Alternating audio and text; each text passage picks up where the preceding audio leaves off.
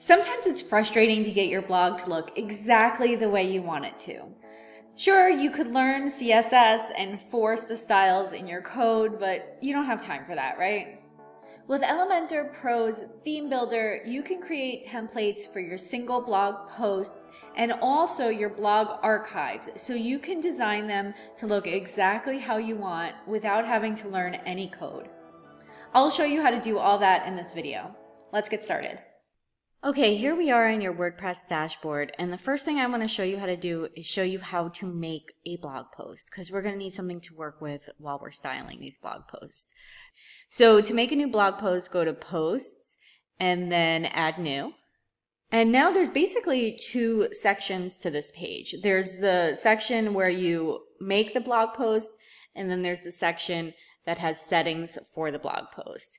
So first, kind of on the left side here that takes up most of the screen, we're going to write the blog post.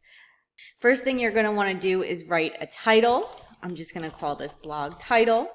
And then right here, when you're using the Gutenberg editor, which is the first thing I want you to use in this example, I'm going to show you how to build the actual blog post with Elementor later. But I find it better to make the blog post in the Gutenberg editor and then have it automatically appear in Elementor. So I would write the blog post right here. Let me just put in some dummy text. Okay, there we go. And remember, this is the Gutenberg editor, the basic editor with WordPress. So you can add blocks just by hovering in between one of these blocks of text, clicking the plus sign, and then you could add in images here if you wanted to. You can add in lists or quotes or other headings right here. So let's go ahead and we'll put another heading just so we have something different here. I'm just going to call this another heading. And there we go. This is good enough for the example blog post.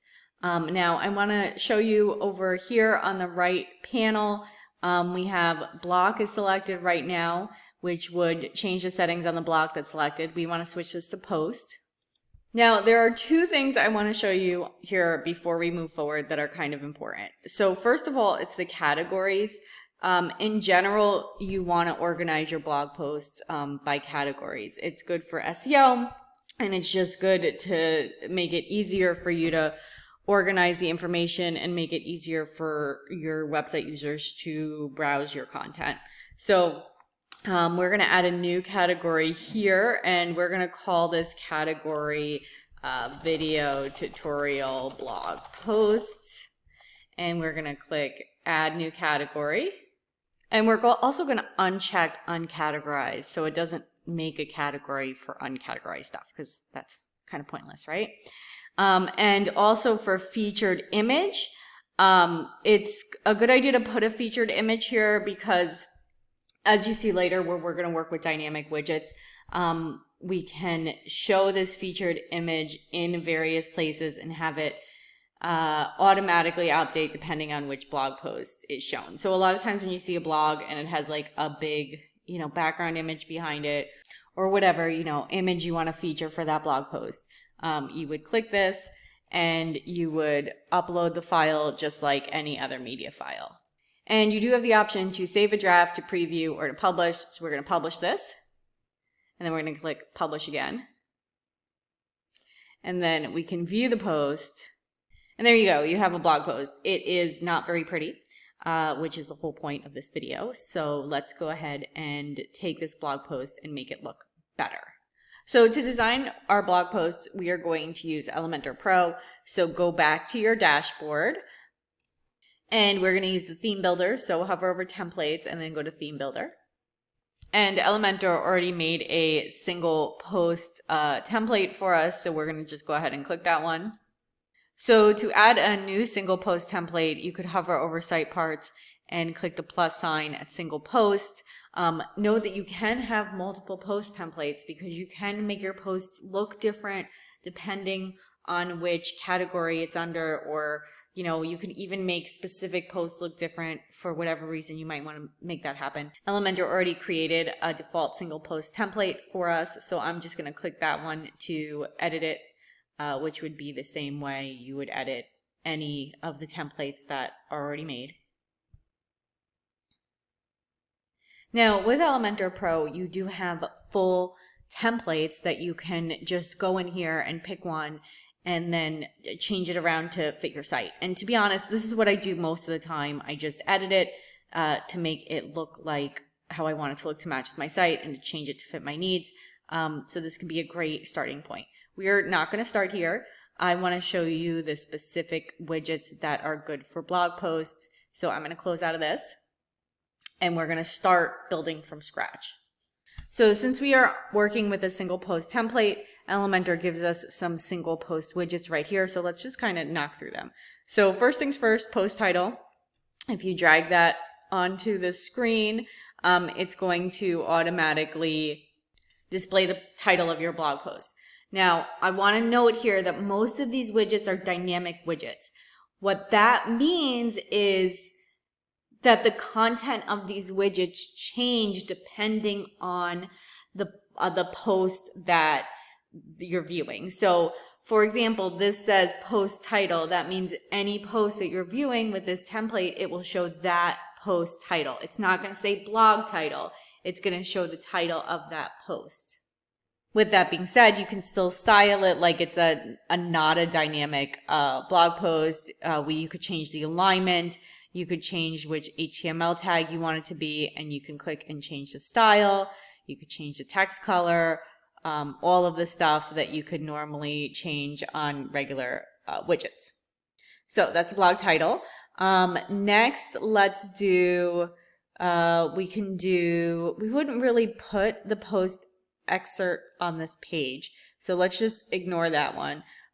We might want to do the featured image though, maybe under this. So remember, like I said, that's why you want to put the featured image in the actual post, because then when you're building this template, you just put that featured image on here and then it automatically updates. So you don't have to style each blog post separately. You just have to put in that featured image and it automatically shows up on the template on the page. All right, let's head back to the widgets, see what else we've got here. Okay, probably the most important one is going to be post content. This is going to be the content of the post. So this automatically, for sake of the preview, put in that last post that we just did. So when you make that post in the Gutenberg editor and then you put in post content, it's going to show up right here like this. Okay, let's see what else we've got. All right, I see we've got two widgets that look kind of new to me. I think maybe they're possibly from the most recent Elementor update. We've got this progress tracker and this table of contents. So let's check those out. Let's put the progress tracker up here. Now, this is going to, you've seen these before. If you've been browsing the internet at any point in your life and you're looking at blog posts, you see at the top, it'll show you how far along you are in the blog post. This is really helpful for when you have a really long blog post. People get stressed out if they don't know how long it is. With this progress tracker widget, you could add that to your page really easily. You could set the tracker type. You could set what the progress is relative to, the direction it goes, and if you wanted to show the percentage or not, and the position for the percentage. And of course, you could change the style here and show what progress color you want it to be, what background color you want it to be, and all of that stuff right here. The other new widget is also helpful for long blog posts, which is a table of contents.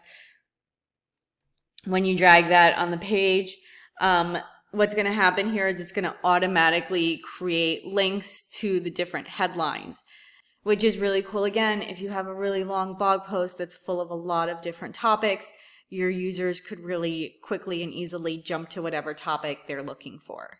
Back to the widgets. Next one we have is the author box. A lot of times you will want to have information about yourself or whoever wrote the blog post, because a lot of times you're going to have so there's lots of reasons for blogs. A lot of people use them for SEO, which is good. They're kind of like the same as pages for SEO. A lot of times people use them for showing that they are an expert on the topic, which is another great way to get people to do business with you, because, you know, people do business with people they know, like, and trust.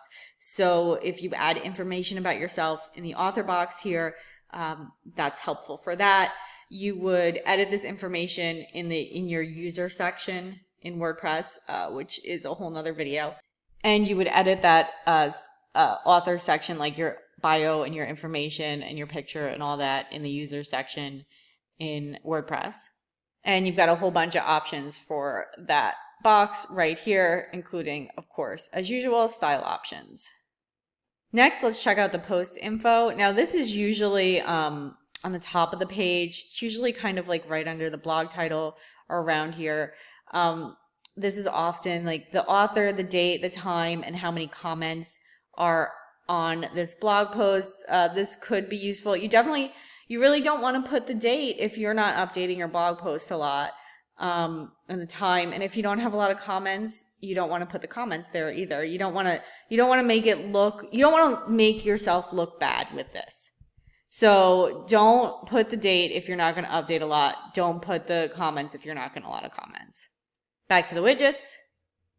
Okay, speaking of comments, let's do that. So we have post comments. If we take this and we drag this here, it's going to show the comments on the current post, and it's going to allow people to post comments. Now, you might not want to allow people to post comments, because this can be a pain in the butt to have to manage people's comments.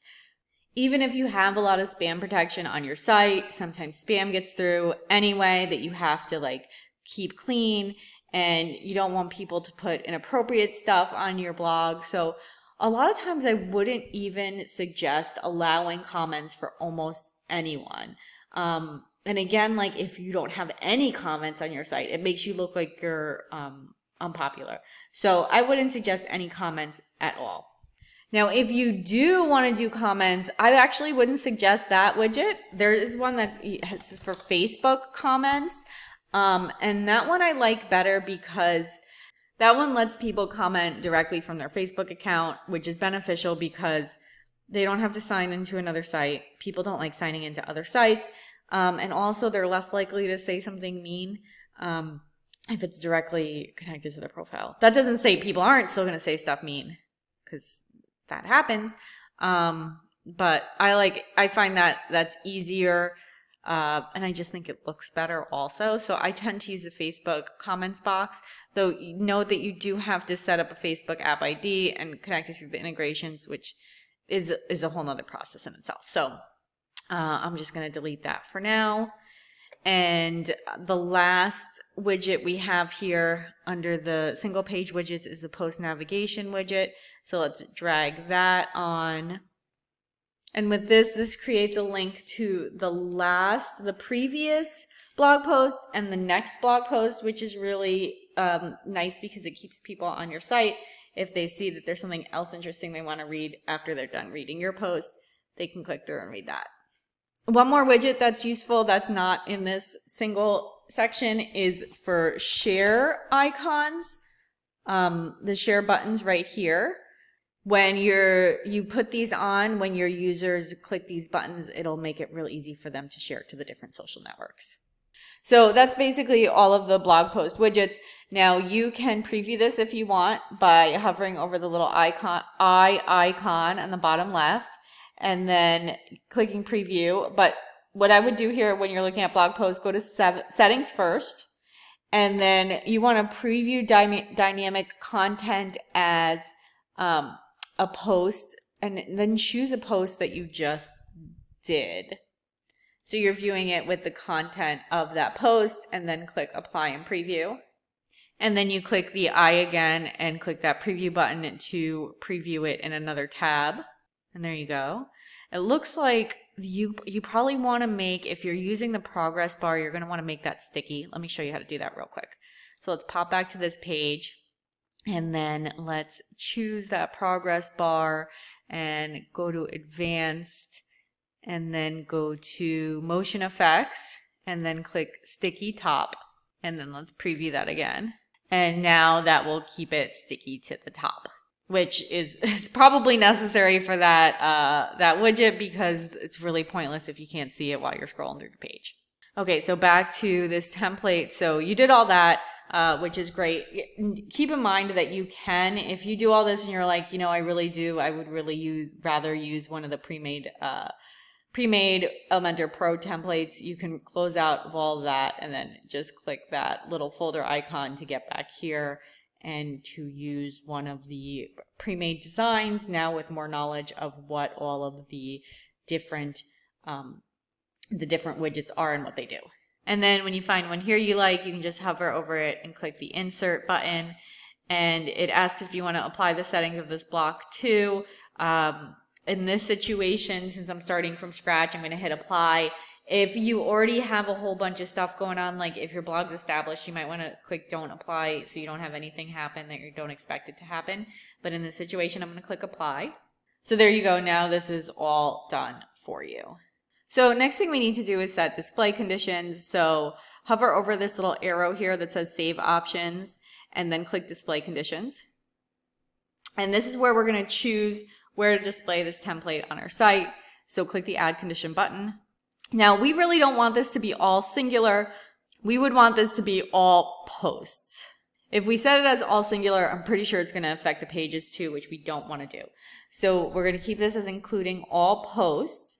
Now you can also do this, like you could only have it for certain categories. Like if you wanted to choose only in category, and then you would start typing in the category you want it to be in. But most likely you're just going to want it to be all posts, have the same template. You can also add additional conditions, more things that you want to include, or you can also exclude stuff. So like all posts except this one post or except this one category. But we're just going to keep this for all posts, and then we're going to hit save and close. And then there we go. Now this template is on all of the blog posts for the site. So if we close out of here, let's go back, let's exit. Let's take a peek at this blog post by going to posts, all posts, and then view this blog post we just made. And there we go. It has the template on it. So perfect. So that's done. But what about the main page that lists all your blog posts? That's what's called a blog archive. So we have to style that page also. So let's go back to the dashboard and then go to templates, theme builder again. And then we are going to hover over archive and click the little plus icon. And again, we can choose one of the pre-designed blocks, but let's close out of this for now and take a look at some of the archive widgets. So we have archive title, which is just exactly the same as blog title, but for the archive or for the category. If this was a category page, this would be the name of the category. And then we have author box, the author box widget here too. Now this is useful because you can make a template that's only for a certain person's blog post, which if you want to like feature that person, that would be useful to do the author box. But if it's just your regular blog post archive, you don't want to do that because it probably has multiple authors. Unless it's just you and you want to feature yourself on the archives, you definitely can do that. That's cool. Just drag the author box over. And then you could actually, even to pick a source, you can put custom, and then you could, put a profile picture and take all this stuff here instead of having it go from the user profile in WordPress. Okay, so the widget that's probably most important for the archives is the archives post widget. And what this does is this lists all the posts in whatever category or whatever is being called here. So you've got a lot of options here. You can choose a skin to have some basic design come up that you could start with. You could show the full content that you probably don't want to do that. So either cards or classic, and then you can set how many columns you'd like. And then you've just got a ton of different, you can customize this a lot. And then you could also set the pagination. I don't even know how to pronounce that. It's one of those words that you read all the time, but you've never said, so you don't know how to say it. but you could choose how you want this to show more pages. So if you have like lots and lots of blog posts, you might choose to have only a certain blog post per page, or you could do a load on click, or you can do an infinite scroll. But that's where the settings for that would go. And again, if you instead decided you wanted to do a template, you would click the folder icon and then choose a template here. And just like for the single blog posts, you would pick this template by hovering over the one you like and then clicking the insert button. And then of course you can still make adjustments to this widget, just the same as if you were starting from scratch. Okay, next let's go ahead and do the display conditions. Just like for the post, hover over this arrow, click Save Options, and then click Display Conditions. Add a condition. So you definitely want to do one of these that's for all archives, because there's a lot of different archives, and you want to make sure that you have one design that covers everything, so nothing looks funky with no design on it. But a lot of times here, you might want to do a different archive design for a specific category, which you can do, and then you could have different templates for each category. But a lot of times, you don't have to make your life difficult. You can simplify things and just make one category for all archives. And then when you're done with that, click Save and Close. And there you go. Now all your blog posts, your archives of your blog posts will have that design. So let's exit out of here. And I don't have a blog page up here. So this is a good time for me to show you how to make a page that's for your blog posts. So you could click Pages and then click Add New. And we're going to just call this blog and then hit Publish and Publish again. And now when you close out of here, and if you go to Settings, and if you go to, I think it's Reading, let's see. Yep, that's right. So you're going to want to choose the post page to be that page you just created. So we're going to call it blog, and then we're going to hit Save Changes. And while we're here, let me show you quickly the comments settings. If you go to Discussion, this is where you would change your settings for comments. Now you can choose to have it email you whenever somebody posts a comment. I hate that, so I always shut that off. It tends to be a lot of spam and it just drives me bonkers. So personally, I keep that shut off. And if you want to turn off comments on new posts, unclick that. And then don't forget to click Save Changes when you're done. Now, you should know that that does only work for new posts. So if you want to turn off comments for existing posts, you have to do that for each post, but you can just click Quick Edit here, and then you could uncheck Allow Comments and then click the Update button. Next, I want to quickly show you that you could actually add your blog posts to any page using that same widget that we used on the archive page. So let's view your site. And if on the home page you wanted to click Edit with Elementor, and say on the bottom of your site you wanted to add in some blog posts. So this is a little different than the archive page, because instead of searching for that archive post widget, you just want to search for the post widget, throw that on here, and then you can edit this and style it just as you style your regular archive page, just as you style any of the widgets. I do want to note that we do have the query option down here where you can choose to include or exclude certain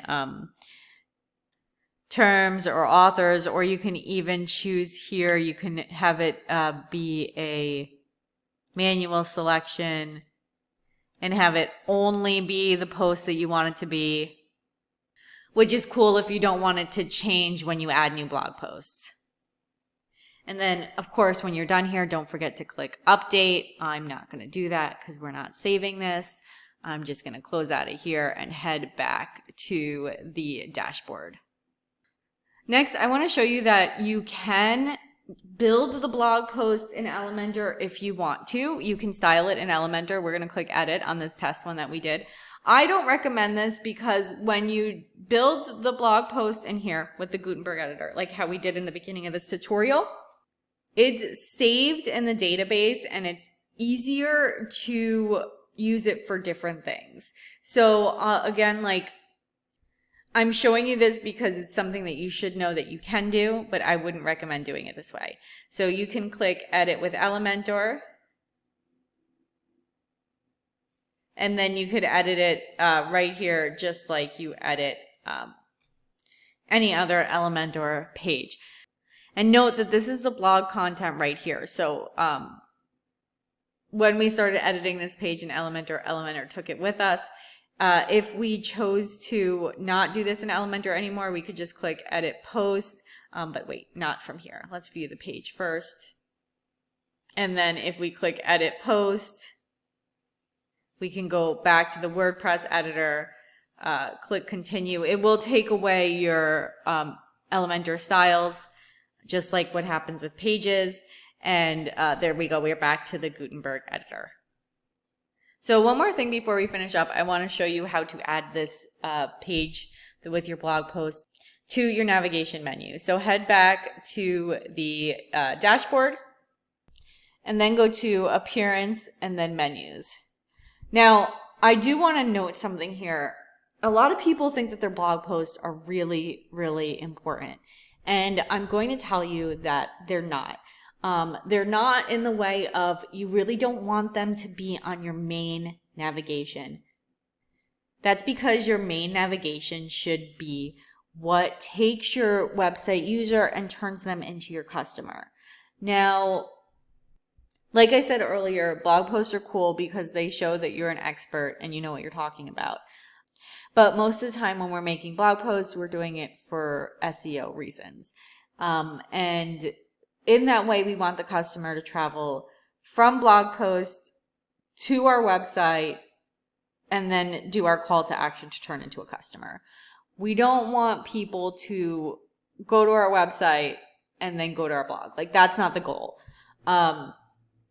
They can do that. They can travel that way, but that main navigation, if you just keep it really, really simple, without too much stuff up there, you're going to make it much easier for people to do what you want them to do and not confuse them with too much extra stuff. So for me, almost always when I'm linking to any of my clients' blogs, I link to them in the footer. And if I want them anywhere else on the site, I'll add them on a widget like I just showed you guys on the home page.